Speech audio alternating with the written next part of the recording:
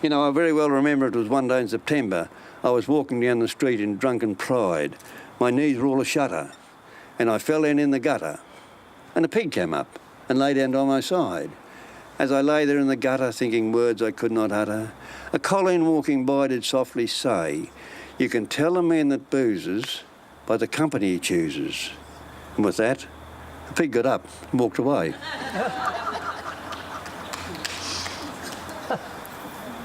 There was an old bloke up on the Gold Coast, and at any rate, he took this beautiful young lady into the jeweller shop, and he said to the jeweller, he said, "I want a good engagement ring." And the jeweller bought this plate. There was 5,000, 10,000. "Oh, haven't you got anything better than that?" he said. "Oh," so the jeweller went back and he bought this tray of engagement rings. $40,000 and $50,000. Yes, that one will do. That's $50,000 one. That'll do. Now, look, he said, you'll want to be paid for this, no doubt. This was Friday. This was Friday of the week. You'd want to be paid. He said, I'll give you a cheque. And he said, and when it's cleared on Monday morning, I'll come pick the ring up. So that's all right. So Monday morning came up, and the chap rang him up. He said, there's no money in that bank at all. "Oh, no," he said. "Oh, I know," he said, but, he said, "If you got time," he said, "I'll tell you about the lovely weekend I've had."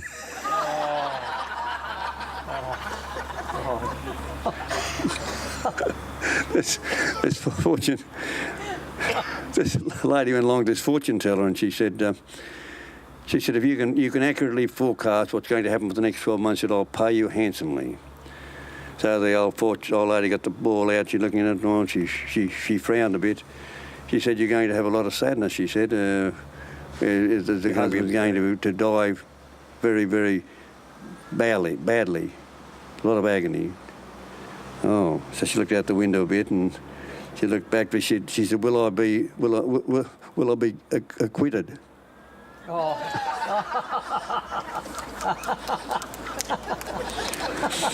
And then there was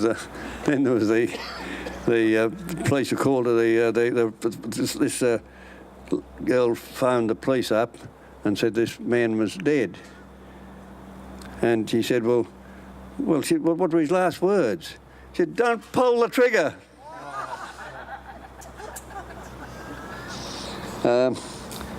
You know, I'm not superstitious by nature at all, and I don't think things by halves. Like on Saturdays, Friday the 13th, I just on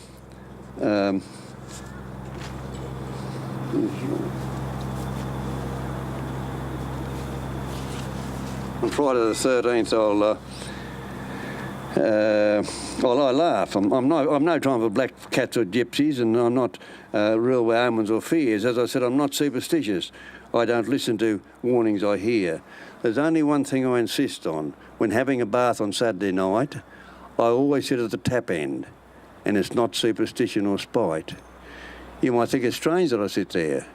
You might even think I'm a mug. But the reason I sit at the tap end is because we can't find the flaming plug. As my good friend Graham Watt, he had heaps of those little short ones. They're very good, I think. Yeah. Well,